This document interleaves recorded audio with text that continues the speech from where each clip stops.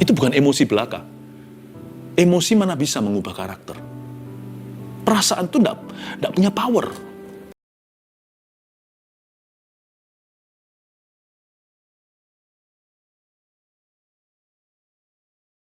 Hamba harus sampaikan firman, supaya umatmu mengerti apa itu hadirat Tuhan.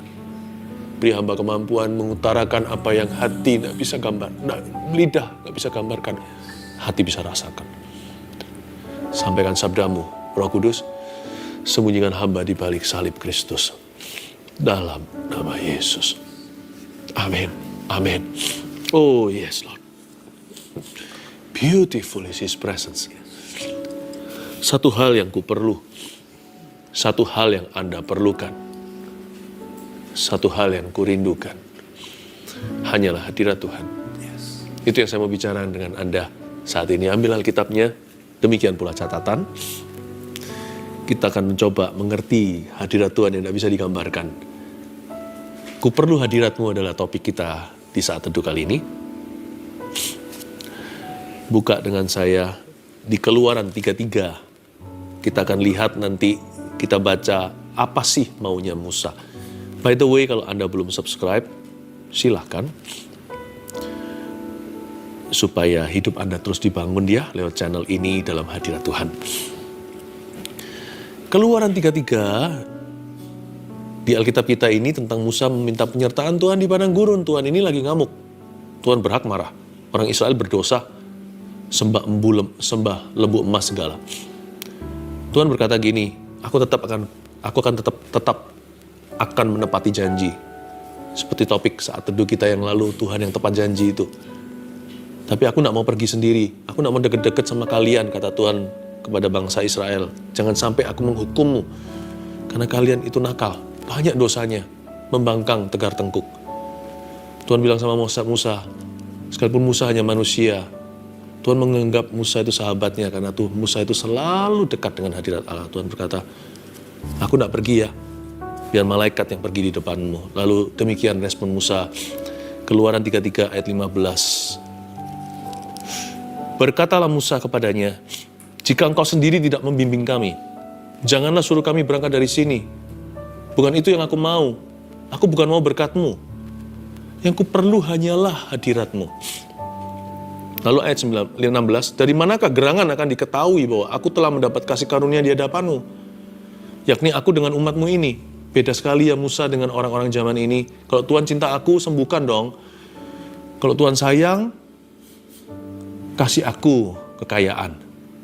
Musa berkata, semua ini Tuhan tawarkan, aku tidak mau Tuhan, tidak ada artinya. Yang tiada ternilai harganya itu adalah kalau engkau datang sendiri, pergi dengan saya. Yang kurindu hanyalah hadirat-Mu Tuhanku. Bagaimana orang seluruh dunia akan tahu kalau aku beroleh kasih karunia? Bagaimana orang-orang di dunia ini, mereka akan ngomong apa? Kalau engkau tidak beserta. Jadi kalau kita beda. Musa itu hatinya different. Kalau manusia zaman ini termasuk orang Kristen apalagi, bagaimana dunia tahu kalau aku umat-Mu, kalau engkau tidak berkati? Gimana tetanggaku akan sadar, akan melihat kalau Tuhan beserta aku, kalau Tuhan tidak berikan apa yang ku mau? Tunjukkan dong Tuhan, tunjukkan kau bisa. Tunjukkan dong Tuhan, berikan mujizat-Mu. Yang kita cari adalah berkat. Musa mencari hadirat. Nggak gampang loh puaskan hati Musa. Ini hati yang nggak bisa dipuaskan dengan apa saja termasuk materi. Bahkan kalau berkat itu datangnya dari Tuhan, dia tetap tidak puas diri. Dia bilang, aku tidak mau semua ini, yang ku mau adalah hadirat-Mu. Yang dia targetkan adalah seorang pribadi dengan P huruf besar. Dia tidak cari apa yang pribadi itu bisa lakukan untuk dia. Dia mau pribadi itu, titik, bukan koma. Bukankah karena engkau berjalan bersama-sama dengan kami, sehingga aku dengan umat-Mu ini dibedakan dari segala bangsa yang ada di muka bumi. Ayat 17, berfirmanlah Tuhan kepada Musa, juga hal yang telah kau katakan ini akan kulakukan, karena engkau telah mendapat kasih karunia di hadapanku. Tuhan terharu, dan aku mengenal engkau. Tuhan kalau mengenal seseorang itu bukan karena dia maha tahu. Kalau gitu semua orang dia kenal. Bahkan sebelum kita dilahirkan oleh ibu, dia sudah tahu kita sebelum satu pun hari kita tiba. Dia panggil kita dengan nama kita. Tapi yang disebut aku mengenalmu di sini bukan dari kemahatauannya, tapi dari kedekatan. Dia berkata, I know your heart. Bagaimana Tuhan menilai seseorang? Dia nilai dari hatinya dulu, makanya ada firman Allah melihat hati. Bukan berarti hanya hati yang Tuhan tahu. Tuhan tahu segala sesuatu. Tapi Allah kalau menilai kita itu luar dalam, dalam dari luar dulu. Kalau manusia sih nilainya dari luar. Allah menilai seseorang itu dari dalam hatinya dulu. Dari situ dia berkata, aku mengenalmu. Atau, aku tidak mengenalmu. Hati semacam ini aku tidak perlu. Bukan berarti nggak boleh kita minta sesuatu, bukan loh ya. Maksudnya adalah siapa yang kau cinta, bukan apa yang kau cintai. Siapa yang kau cinta? Ayat 18, Musa memberanikan diri, tetapi jawabnya, perlihatkanlah kiranya kemuliaanmu kepadaku. What are you talking about, Moses? Musa ini ngomong apa sih? Bukannya Musa sudah sering melihat kemuliaan Tuhan. Kalau Anda lihat pasal-pasal sebelumnya, ada tiang api, tiang awan. Itu Musa ke Gunung Sinai segala. 40 hari, 40 malam, gak minum, gak makan. Dia bersama dengan Tuhan itu, Alkitab mengatakan muka dengan muka seperti sahabat. Lalu belum lagi makanan padang gurun, yaitu mana yang turun dari langit, embun pagi. Musa melihat berbagai macam glory. Kenapa dia kali ini berkata, perlihatkan kiranya kemuliaanmu. Sebenarnya begini loh, ini menjelaskan kondisi hati. Musa itu setelah dia berhasil mendapatkan sebuah yes dari Tuhan, seolah-olah Tuhan berubah pikiran, karena dipersuade atau dilembutkan hatinya oleh Musa. Tuhan tadinya nggak mau pergi sama bangsa Israel, akhirnya bersedia dan berkata, oke, itu pun kulakukan karena kamu berkenan. Udah dapat nih, janjinya secure, udah aman. Musa bahkan dapat the presence of God. Tuhan janji ikut pergi. Nggak diwakilkan oleh malaikatnya. Tuhan akan hadir sendiri menyertai bangsa Israel dan Musa. Kurang apa lagi? Kenapa masih minta tunjukkan glory, perlihatkan kemuliaanmu kepadaku? Apa maksud Musa? Dia sudah dapat kepastian. Udah down payment istilahnya. Ya, udah ada tanda jadi. Dan Tuhan berkata, iya aku ikut, iya aku ikut. Tuhan ikut. Aku akan besertamu. Kok masih gak puas? Dia berkata, perlihatkan kiranya kemuliaanmu. Saya tahu bahwa Musa itu haus. Ayat ini dalam bahasa sehari-hari bunyinya begini, ayat 18, perlihatkanlah kiranya kemuliaanmu. Bunyinya begini, more of you. There's nothing wrong with that prayer. Musa sudah melihat segala. Tapi dia berkata, Lord, I want more of you. I want more of you. Dia ingin mengenal Tuhan lebih dekat, padahal di mata rakyat Musa itu udah paling dekat.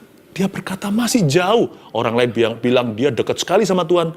Musa berkata, aku masih jauh daripadamu. More of you. Luar biasa ya. Never enough untuk mengenal dan mengasihi Tuhannya. Dan Musa juga rude enough.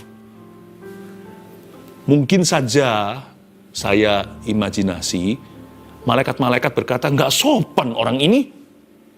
Kok beranikan diri perlihatkan kemuliaanmu? Mungkin malaikat-malaikat, siapa tahu, di sorga berkata, how rude, mana santunnya. Tapi Tuhan gak tersinggung tuh. Malaikat salah. Karena malaikat tidak mengerti hubungan Allah dengan umatnya. Mereka hanya bisa membantu mereka. Mereka adalah roh-roh pembantu. Mereka adalah obor-obor api yang melayani umat kudusnya. Mereka bukan karya tebusan. Yang bisa mengerti keintiman itu hanya kita, umat manusia. Padahal kita ini dalam ciptaan juga bukan yang paling mulia. Malaikat lebih gagah. Bayangkan, kita itu disayang. Musa berkata, more of you. Malaikat akhirnya melihat suatu demonstrasi hubungan yang mereka tidak bisa mengerti. Dan mereka tidak berada di dimensi demikian. Tuhan bukannya marah. Tuhan malah terharu. Tuhan malah senang dengan keinginan Musa. God loved his desire, even answered his wish. Tuhan bukan hanya senang dengan kerinduannya, tapi Tuhan juga menjawab keinginannya. Wow, more of you, Lord. More of you. Jadi saya mengerti hari ini yang kita cari sebagai orang Kristen, anak Tuhan dan gereja di perjanjian baru ini, melebihi sekedar Tuhan berkati. More than blessings, you see. Bahkan lebih daripada sekedar sebuah consciousness atau kesadaran bahwa Tuhan itu hadir di tengah umatnya. Ya. Tuhan di mana? Di hatiku. Banyak orang kalau ditanya kan begitu. Dan juga kita tahu Tuhan itu ada di dalam diri kita. Nggak cukup ke situ. Musa punya kesaksian roh yang sama. Tapi dia berkata, aku nggak mau berhenti di sana. Lord, today, hari ini, I want to be closer to you. Yesterday wasn't close enough. Kemarin tidak cukup dekat. Pagi ini belum cukup mendekat kepadamu. Kalau sekarang siang hari atau malam hari, I want to be close to you. Musa berkata, Tuhan, draw me near you. Bawa aku dekat. Jadi ternyata kebangunan rohani yang sejati itu bukan karena berkatnya melimpah dalam sebuah gereja, atau kesadaran umat Tuhan hadir di tengah-tengah ibadah, atau bahkan karunia-karunia yang berfungsi beroperasi lewat kita untuk melayani jiwa-jiwa. The presence of God goes beyond all this. Melampaui semua ini. Tidak bisa dimaterialkan hadirat Allah itu. Sekalipun orang mati bangkit dalam pelayananku atau pelayanan kami, I will still pray this prayer, Lord, more of you. Let me draw closer to you. Lebih lagi Tuhan, tiap hari bawa aku dekat kepadamu. Yang ku perlu bukan mujizat itu, kan semuanya karena namamu. In Jesus' name, dalam nama Yesus, mujizat terjadi. But as for me, tapi mengenai diriku sendiri, satu hal telah ku minta kepada Tuhan. Itu yang ku ingini. Diam di rumah Tuhan seumur hidupku. Menyaksikan kemurahan Tuhan dan menikmati baiknya. Saya kalau ngomong soal hadirat Tuhan, saya biasanya begini jadi cengeng. Sebenarnya terus terang sekarang sih kepinginnya terus saja tersungkur. Saya tersungkur nanti juga kameramennya bingung. Kepinginnya sih sekarang langsung ke kamar saya secara pribadi cuma mau sembahyang aja. Tapi Anda butuh saya. Karena itu saya harus sampaikan firman Tuhan. Ini waktunya saya harus berdiri di tengah, menarik Anda masuk ke sini. Membawa Anda kemari kepada sebuah kehausan yang sejati. Aku tularkan ini. Silver or gold, emas perak tidak kuberikan padamu. Apa yang kupunya yang menjadi fondasi hidup rohaniku. Haus dan lapar untuk mengenal Tuhan. I give it to you. Kuberikan kepadamu. More of you, Lord. Ayat yang ke-19. Tetapi firman-Nya, aku akan melewatkan segenap kegemilanganku dari depanmu dan menyerukan nama Tuhan di depanmu. Aku akan memberi kasih karunia pada siapa yang kuberi kasih karunia dan mengasihani siapa yang kukasihani. Ayat 19 ulang lagi. Tetapi firman-Nya, tebak kira-kira Tuhan jawab apa? Malaikat sih mungkin merasa dia kurang sopan. Terlalu berani sama Tuhan. Beraninya itu berani seperti anak kecil lari langsung ke pangkuan papanya. Padahal papanya adalah presiden negara. Raja di atas segala raja. Tapi firman-Nya, Tuhan bukannya tersinggung atau marah dan berkata, apa-apaan nih Musa? Dikasih hati kok minta rempelah. Bukankah aku tadi sudah berkata yes kepada janjiku digenapi? Yes, aku bukan absen tapi present. Atau aku akan hadir sendiri, tidak diwakili. Kok malah minta tunjukkan kemuliaan lebih, segalanya itu gimana? Bukannya Tuhan berkata kok minta rempela? Saya rasa sih, Musa ini nggak mengerti sepenuhnya permintaannya. Seperti permintaan Petrus, bolehkah aku membuat kemah buat Musa, satu buat Elia, satu buat Tuhan Yesus. Ini mungkin permintaan Petrus juga yang berkata, kalau itu engkau Tuhan suruh aku berjalan. Permintaan apa itu? Tapi Tuhan memberikan. Tuhan itu nggak pernah tolak hati haus. Luar biasa. Tuhan bisa buat hati itu lurus. Atau permintaannya diperbaiki. Nanti kalau kita lihat ayat-ayat berikutnya, tetap Tuhan kasih instruksi atau awas-awasannya. Boundary atau batasannya. What you can, what you cannot. What you must not. Apa yang kamu bisa atau boleh, apa yang jangan. Jangan lewat dari batas ini. Tapi Tuhan tidak pernah menolak anaknya. Suara haus itu selalu berbicara. Dan jangan hakimi orang yang sedang jatuh cinta dengan Tuhan. Dan jangan pedulikan orang lain menghakimi. Masuk saja sendiri, nanti lihat ya. Banyak orang masuk bersama dengan Anda. Karena rasa haus dan lapar itu menular kemana-mana. Ayat yang ke-19 saya baca lagi. Tetapi firman-Nya, aku akan melewatkan segenap kegemilanganku dari depanmu. Garis bawahi, aku akan melewatkan segenap kegemilanganku. Mari kita pahami, esensi hadirat Tuhan itu seperti apa? Bukan feeling doang. Nomor 1, poin pertama, hadiratmu wahyukan kebaikanmu. Catat itu. Kata aku akan melewatkan segenap kegemilanganku. Dalam bahasa Inggrisnya segenap kegemilanganku, bahkan di dalam bahasa aslinya juga sama, saling melengkapi dengan bahasa Indonesia. Artinya, I will pass all my goodness before you. Kata kegemilangan di sana adalah kebaikan. Apa yang kita bisa temukan dalam hadirat Tuhan adalah kebaikannya. Setiap kali orang masuk hadirat Tuhan ya, selalu ketemu Allah yang baik. Anehnya, kok yang diwahyukan pertama-tama waktu orang masuk hadirat Allah, seperti Musa, bukanlah keadilan Allah. Padahal Allah juga adil loh. Not his justice, not his power, bukan kuasanya. Ketika kita itu mencari Allah, yang pertama kita ketemu, yang pertama akan menemui kita adalah kebaikannya. Bukankah itu yang membuat kita bertobat? Pertama kali saya ketemu Yesus, wah saya nangis seperti baby. Padahal saya orangnya nggak pernah meneteskan air mata untuk alasan apapun juga, saya ini orangnya keras. Langsung hancur lembut hati itu, yang keras berabad-abad. Saya merasa nggak tahu gimana saya jelaskan, itu bukan kebaikan yang saya ketahui. Kalau Anda ditanya, Tuhan baik nggak? Baik, itu dari kepala. Tapi wahyu itu ke hati, nggak bisa dijelaskan. Seringkali di awal-awal waktu saya belajar bergitar, menyembah saat teduh sendiri secara pribadi, masih kuliah ini, baru bertobat sebagai bayi rohani, saya temukan setelah saya menyanyi, memuji sendiri di kamar saya, nggak ada orang di sebelah kanan kiri. Mungkin di tengah, setelah lagu keberapa, tiba-tiba saya nggak bisa lanjutkan kata atau kalimat. Demikian pula lirik lagunya. Saya berhenti dan menangis sejadi-jadinya, bukan karena saya sedih. Saya terharu, nggak ngerti kenapa. Tiba-tiba ada wahyu di hati saya merasa ini nggak bisa digambarkan. Dan saya nggak bisa lukiskan. Anda harus alami sendiri. Saya rasakan Tuhan itu baik sekali. Dan itu yang mengubah sifat saya ternyata. Bukan pengetahuan belaka. Saya nggak berkata bahwa kita nggak baca firman. Saya baca Alkitab. Mungkin lebih dari sebagian besar Anda. Tetapi saya tidak membacanya seperti orang Farisi. Saya membacanya dengan gembur hati. Saya ketemu Tuhan dulu.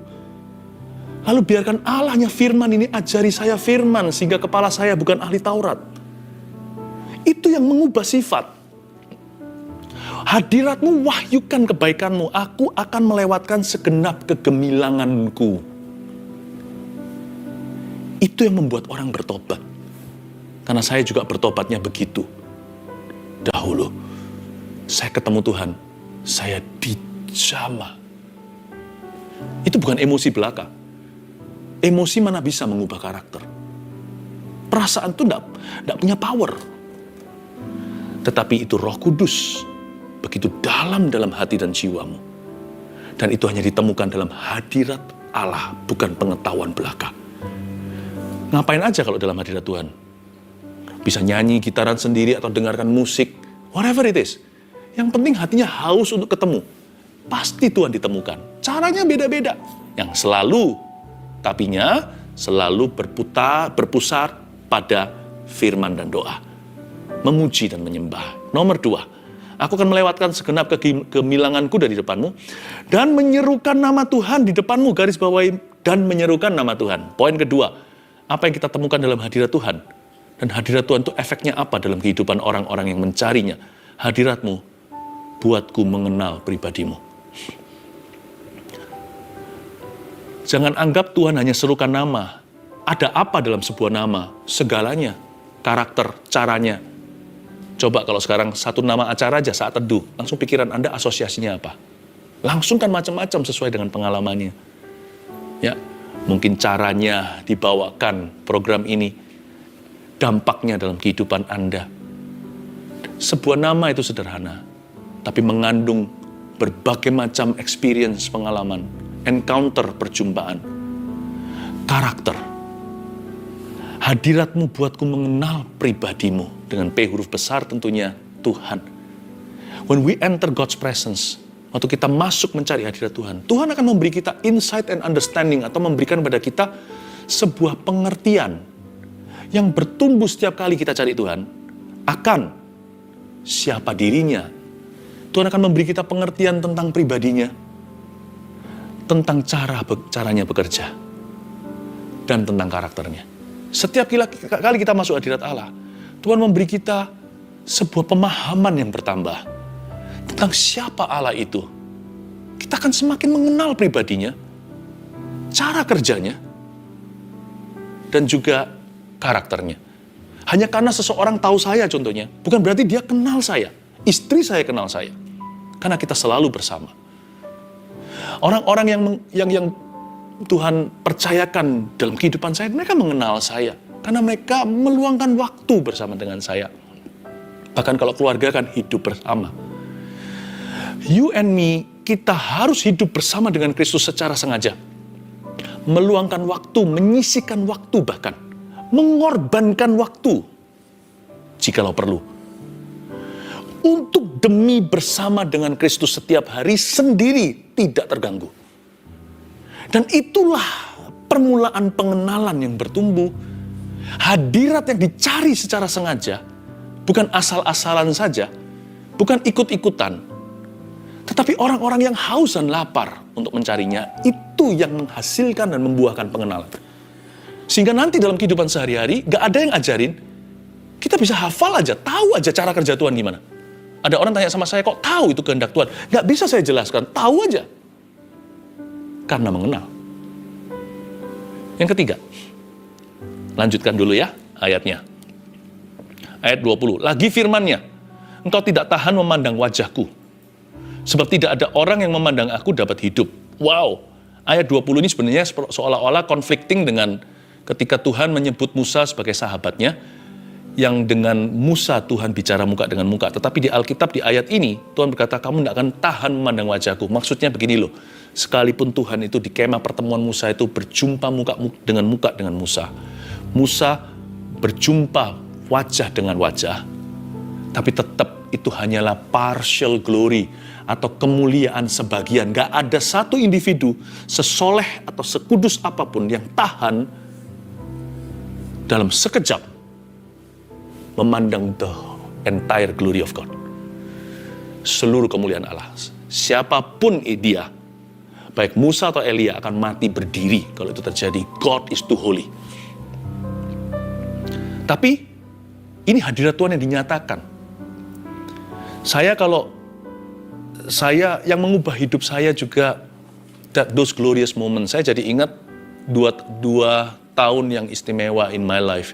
Tahun 1992 ketika di sebuah gereja Indonesia di luar negeri, saya masih sekolah di situ. Saya melihat cahaya di dalam ruang ibadah. Bukan imajinasi, saya lihat terang. Sewaktu saya didoakan. Itulah pertobatan saya. Saya memandang wajah Tuhan dan itu mengubah saya. Pengalaman yang nyaris sekali karena saya hampir bunuh diri.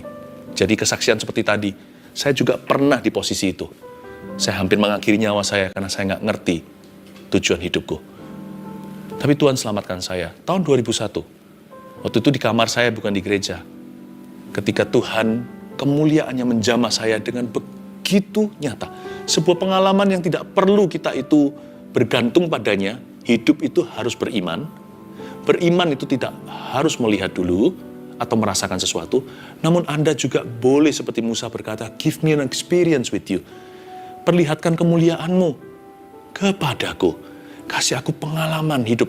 Kita hanya bisa minta, jangan menuntut. Kalau belum diberi, jangan kecewa. Tapi Tuhan itu nggak pernah tolak anaknya yang berseru minta susu.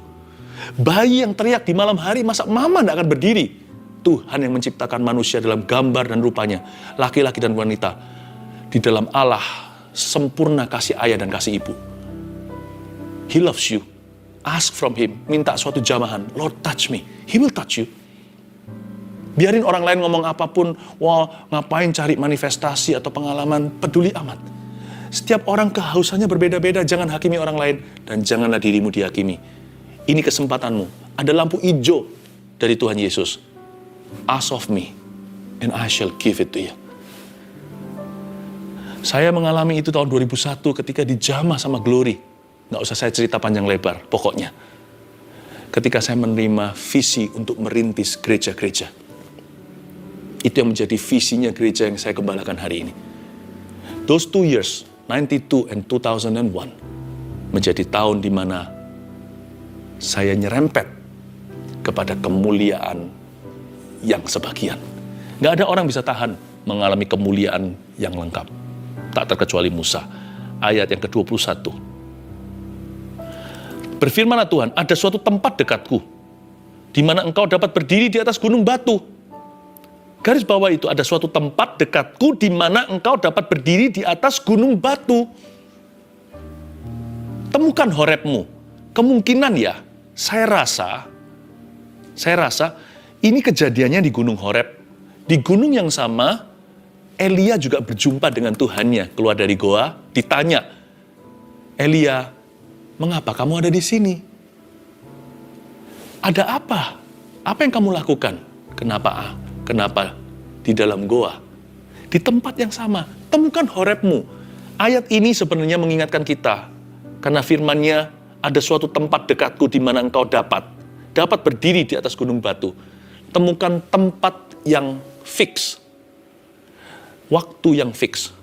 Di tempat dan waktu yang sama janjian dengan Tuhan. Waktu saya kuliah, saya sering menyebutnya antara saya dengan Roh Kudus, ada jam Cinderella. Jam tertentu saya mesti pulang ke rumah untuk saat teduh secara pribadi. Jam itu sudah saya tentukan dengan Tuhan di kamar saya. Tepatnya saya sering saat teduh itu di kamar cuci pakaian, tempat washer. Di mesin itu yang ramai, saya di situ menemukan privacy karena saya tinggal sekamar dengan saudara-saudara saya tentunya. Saya temukan satu tempat yang merupakan gunung batu, tempat yang fix dengan Tuhan, tempat di dekatku. Kalau hari ini lewat saat teduh, ada Rabu dan Sabtu, ayo bangun mesbahmu, temukan tempat dan waktu yang tetap. Jadi Anda jangan ngeflow soal ini. Ayat ini memberikan ruang untuk disiplin rohani. Untuk memprioritaskan, meluangkan waktu dengan Tuhan. Ayat 22, apabila kemuliaanku lewat, maka aku akan menempatkan engkau dalam lekuk gunung itu, dan aku akan menudungi engkau dengan tanganku, sampai aku berjalan lewat. Betapa indahnya pengalaman dengan Allah. Ayat 23, ayat terakhir. Kemudian, aku akan menarik tanganku, dan engkau akan melihat belakangku, tetapi wajahku tidak akan kelihatan. Ayat 23 ini adalah poin terakhir kita. Hadiratmu beriku visi dan misi hidupku. Ketika Tuhan tarik tangannya, karena manusia nggak bisa handle seluruh kemuliaan Allah, Tuhan izinkan Musa dalam pengalaman hari itu untuk melihat belakangnya Allah, bukan wajah depannya. Lihat belakangnya, berarti kalau kita lihat belakangnya Tuhan, Tuhan pergi ke suatu tempat, bukan? Tuhan sedang berjalan. Tuhan sedang bergerak. Dia bukanlah benda mati yang disembah. Dari sini, Musa tinggal mengikuti. Ribuan tahun kemudian, Anak Allah berkata kepada murid-muridnya di Galilea, follow me.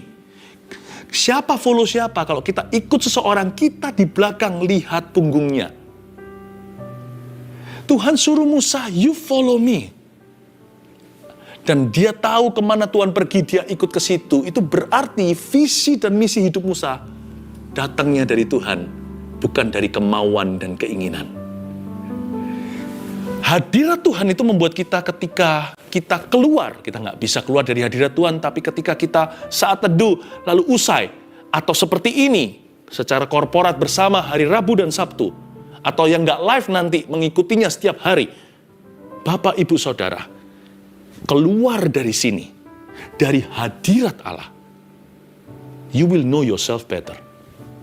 Anda akan lebih mengenal dirimu sendiri, Anda akan paham panggilanmu, semakin mengerti destiny, tujuan hidupmu jadi jelas. Nggak kuliah, nggak sekolah untuk mengerti hal-hal itu, karena itu nggak bisa ditemukan secara akademis. Tapi dalam hadirat Tuhan, ketika Anda selesai, usai berdoa, baca firman, Anda jadi orang yang sangat tahu dan mengerti panggilan hidup sendiri. You will know yourself better. 1, 2, 3, hadiratmu wahyukan kebaikanmu. 2, hadiratmu buatku mengenal pribadimu. 3, hadiratmu beriku visi dan misi hidupku. Tuhan, ku perlu hadiratmu. Dan jangan lupa, mujizat yang Anda terima, tolong beritahu kami karena kami tidak maha tahu. Tulis di komen yang ada, tim akan selalu mendoakan Anda bersama dengan saya.